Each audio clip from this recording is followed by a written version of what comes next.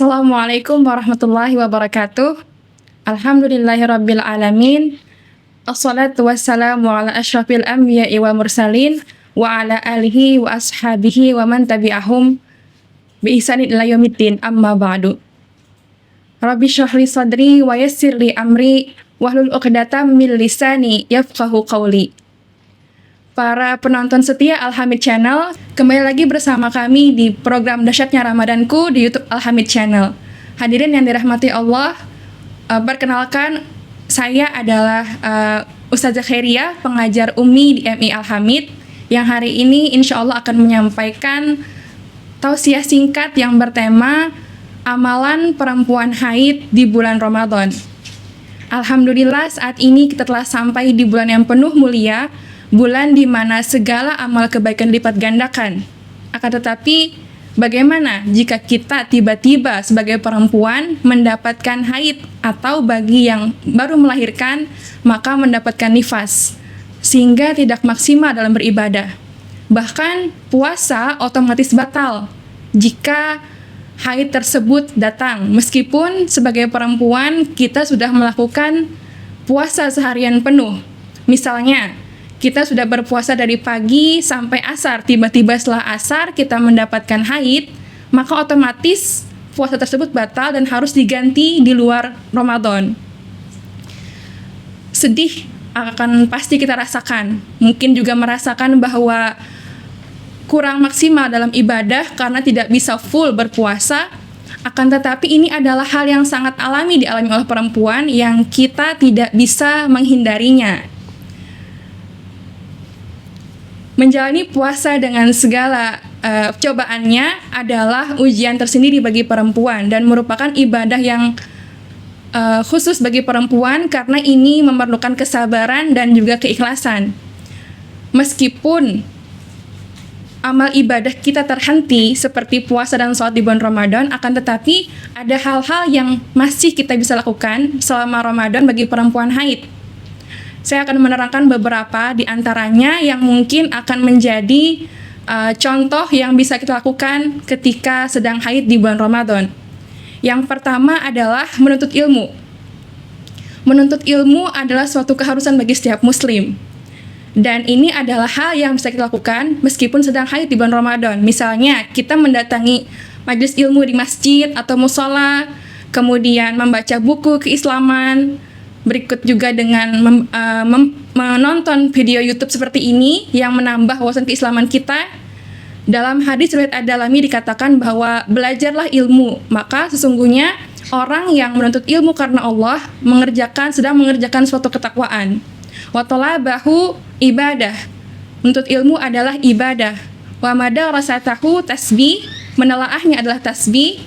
Wal bahsu anhu jihad, dan mengkajinya adalah jihad. Yang kedua yang bisa kita lakukan adalah memperbanyak zikir, kemudian doa, serta sholawat kepada baginda Nabi Muhammad SAW.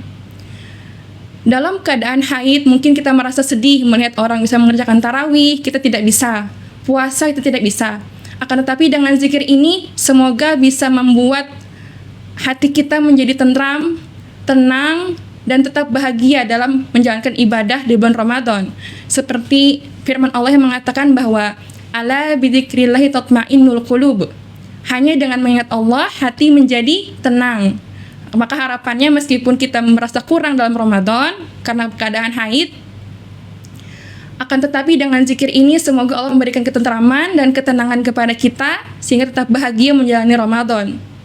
Yang ketiga yang bisa kita lakukan adalah memperbanyak kegiatan sosial di bulan Ramadan. Misalnya, memberi santunan kepada yatim piatu, mendatangi panti asuhan, kemudian memberikan sembako ke fakir miskin.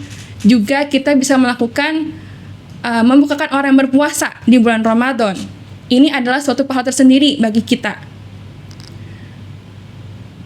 Dan ada satu hal lagi yang mungkin jadi masalah adalah bagi para hafizah. Para hafizah mungkin sudah menghafal Al-Quran, kemudian sedang haid. Bagaimana caranya?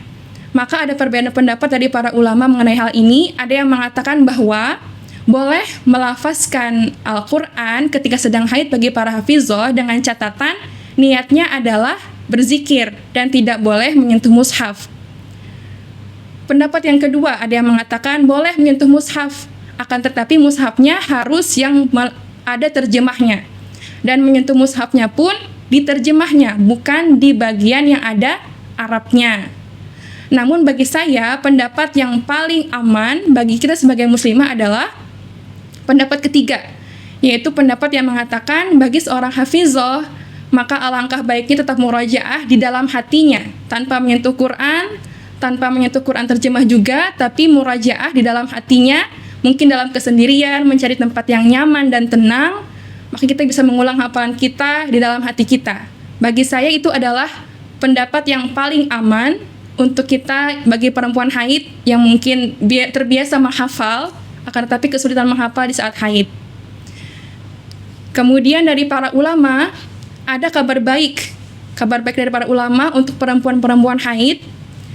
Beliau mengatakan bahwa apabila dalam keadaan suci si perempuan istiqomah melakukan kebaikan, kuncinya adalah istiqomah, selalu berpuasa, mungkin puasa sunnah Ayyamul Bid, Senin Kamis, atau puasa Daud bahkan.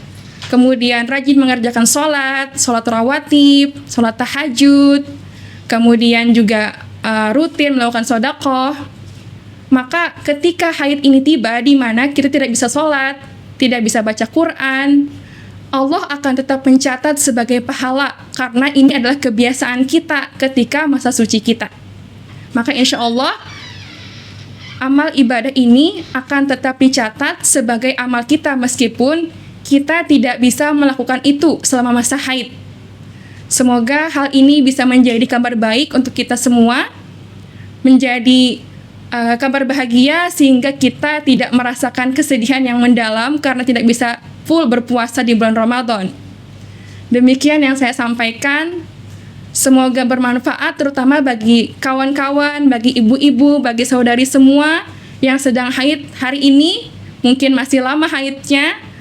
Tetap semangat, mudah-mudahan Allah mudahkan dalam menjalankan ibadah puasanya sehingga kita bisa merasakan benar-benar kemenangan di hari raya Idul Fitri insyaallah. Wallahu a'lam bishawab. Wassalamualaikum warahmatullahi wabarakatuh.